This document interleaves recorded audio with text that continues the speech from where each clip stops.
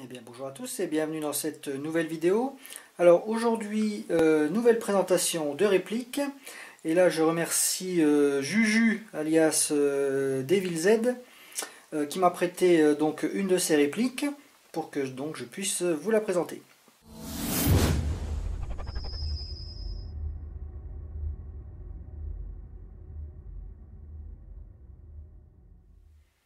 Alors il s'agit du HK Mark 23 de chez KWA en version GBB et distribué par Umarex. Alors on va déjà commencer comme d'habitude par la boîte. Donc une boîte en carton avec toujours les marquages HK, No Compromise, comme d'habitude, donc assez sobre. On a quand même quelques informations techniques sur le côté avec un profil de la réplique.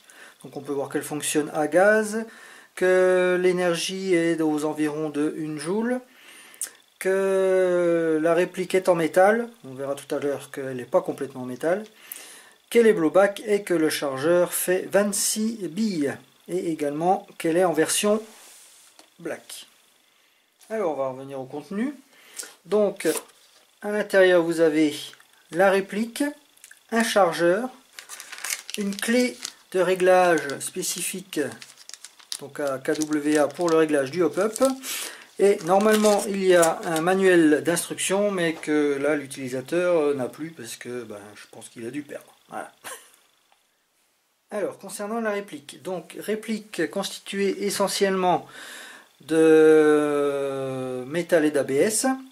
Donc pour les parties métalliques, donc vous avez la culasse, tous les contrôles, donc la queue de détente, le bouton de désengagement du chargeur, l'arrêtoir de culasse, le levier de désarmement et la sécurité. Et également le marteau aussi. Pour les parties en ABS, donc vous avez la carcasse ici et vous avez le hauteur barrel qui est également en plastique. Alors pour ce qui est du fonctionnement, donc on va déjà commencer par le chargeur. Donc pour retirer le chargeur, vous avez le bouton qui se trouve ici, qui est ambidextre, donc il suffit de l'abaisser et vous pouvez retirer le chargeur. Donc chargeur en métal, à l'exception du talon qui est en plastique. Les lèvres sont en métal. Donc à ce niveau là c'est quand même plutôt pas mal parce que c'est quand même un gage de solidité. Chargeur qui contient donc 26 billes maximum. Bon, comme je dis toujours, il faut toujours en mettre une ou deux de moins. Ça permet au nozzle d'avoir un petit peu de jeu au moment du chambrage des billes. Alors pour charger ce chargeur, donc avec un BB loader, vous chargez les billes par le dessus. Vous descendez la planchette élévatrice et vous pouvez la bloquer en bas. Donc ça c'est plutôt pas mal. Une fois que vous avez fini de mettre vos billes, hop. Alors niveau marquage, donc vous avez ici un HK.45 de ce côté-là. Vous avez le logo HK au talon. Et vous avez ici représenté les témoins qui vous indiquent le nombre de munitions qui vous reste. Bon, bien sûr ici c'est complètement factice, mais c'est quand même pas mal de le représenter. Vous avez habituellement donc le bouton de purge et de percussion qui se trouve ici, comme d'habitude. Alors pour information, au niveau capacité du chargeur, pour une charge de gaz, on fait à peu près 3 chargeurs complets. Donc l'autonomie est quand même plutôt pas mal. Donc comme je disais tout à l'heure, c'est un gaz blowback, donc culasse mobile. L'arrêteur de culasse se trouve ici. Il n'est pas ambidextre. Donc vous avez le levier de désarmement qui se trouve ici, donc un décoqueur hein, tout simplement. Donc lorsque le marteau est armé, vous pouvez désarmer le système. Donc le marteau revient à la battue et la queue de détente revient un petit peu en avant. Au niveau de la sécurité, alors sécurité qui elle est ambidextre, qui ne fonctionne, alors même si j'arrive à la manipuler, ne fonctionne que lorsque le marteau est alarmé. Là vous voyez je vais tirer, le coup va quand même partir. Par contre, maintenant qu'il est armé, je réactionne la sécurité Et là, elle fonctionne vraiment. Donc comme vous pouvez le voir, cette réplique fonctionne en double action. Donc c'est-à-dire là, vous voyez, quand j'appuie, le marteau fait deux mouvements. Il va d'abord à l'arrière et ensuite il vient percuter. Et il fonctionne également en simple action, bien sûr. Alors sur cette réplique, une fois que la culasse est en arrière et que l'on remet un chargeur plein, on peut power stroker la réplique. Alors au niveau des organes de visée, alors organes de visée assez basiques, vous avez un guidon, un cran de mire avec les fameux 3 points que l'on peut aligner. Alors a priori la hausse serait réglable en hauteur.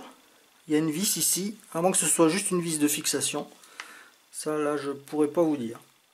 Alors au niveau des marquages, donc vous avez les marquages officiels puisque cette réplique est distribuée par Umarex. Umarex qui est la seule société qui détient la licence HK normalement.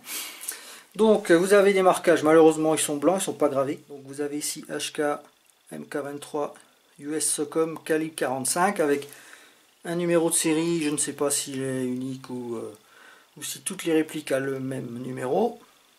Vous avez un HK.45 sur le grip. Pardon, excusez-moi. Il est répété également de l'autre côté. Ici vous avez un Henkler & Koch, donc Germany. Et sur la fenêtre d'éjection, donc vous avez HK.45 auto avec un autre numéro de série qui n'a rien à voir avec celui qui est marqué là. Donc assez étrange. Puis ici un marquage Licensed Trademark of Henkler & Koch GmbH.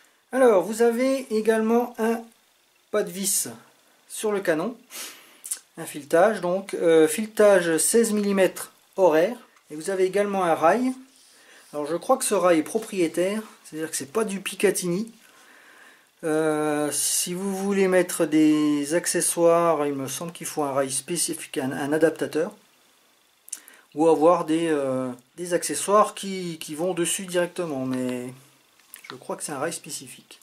Alors concernant le réglage du hop-up, donc déjà dans un premier temps, on enlève le chargeur, on met la culasse en arrière. Et vous utilisez cette petite clé qui est livrée avec, donc clé en métal. Et à l'intérieur, vous avez une espèce de petit trou cranté, donc il suffit de faire coïncider les dents avec la roue.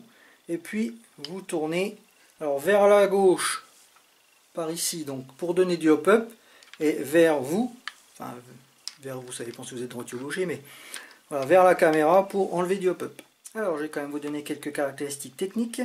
Donc au niveau du poids, alors c'est une réplique assez lourde parce qu'elle fait un petit peu plus d'1 kg, à peu près 1040 grammes à peu près.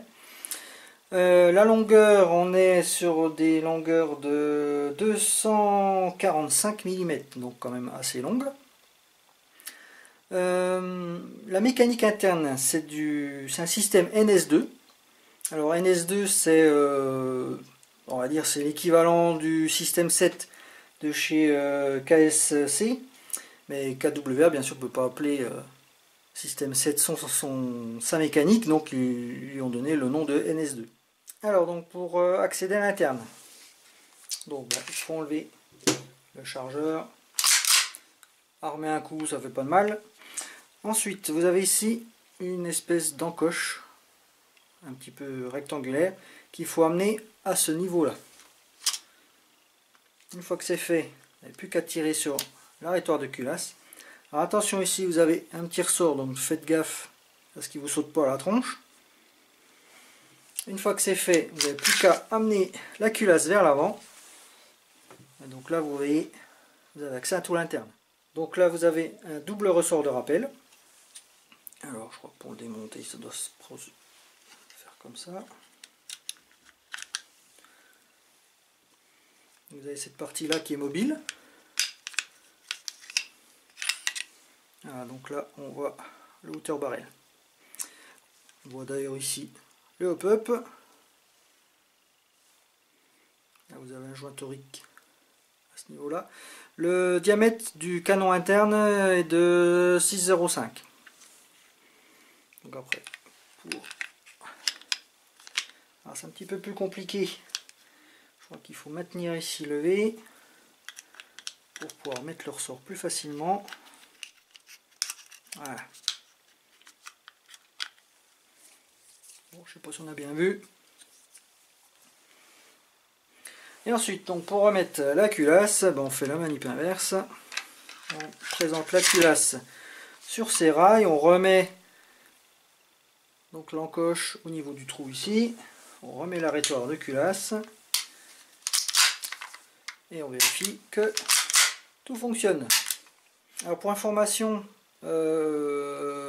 cette réplique est donnée à 360 fps au green gas. Le problème du green gas, c'est que l'arrêtoir de culasse, il n'aime pas trop. Il a tendance à casser carrément. Donc là, c'est une version acier. Parce que là, mon collègue, il a fait jouer le SAV à ce niveau-là. Donc maintenant, il a un arrêtoir de culasse en acier. Mais du coup, maintenant, il joue en gaz HFC, pardon, 134 ou 144. Donc les mêmes gaz que pour les Marui.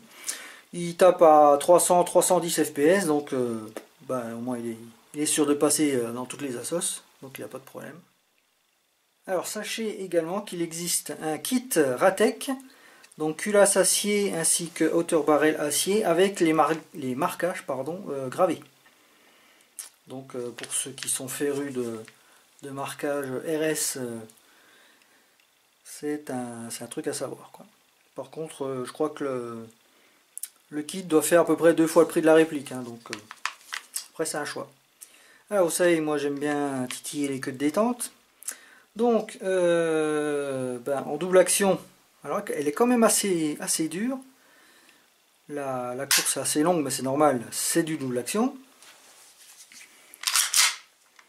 Et ensuite, donc le trigger reset arrive assez rapidement, donc ça c'est plutôt pas mal pour pouvoir enchaîner les tirs rapidement. Vous voyez, la course, là, elle est quand même...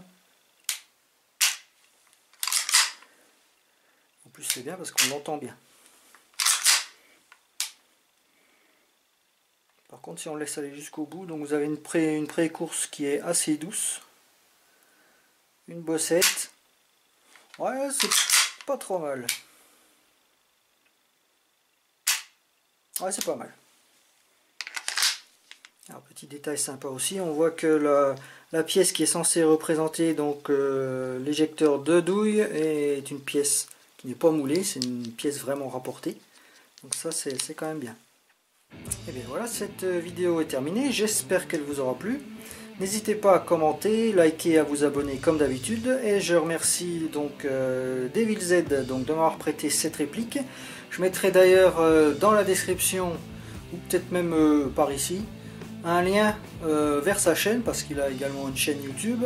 Donc je mettrai le lien ici, donc n'hésitez pas quand même à y faire un tour et à vous abonner. Et sur ce, je vous souhaite une bonne journée, que l'airsoft soit avec vous, et à la prochaine. Ciao!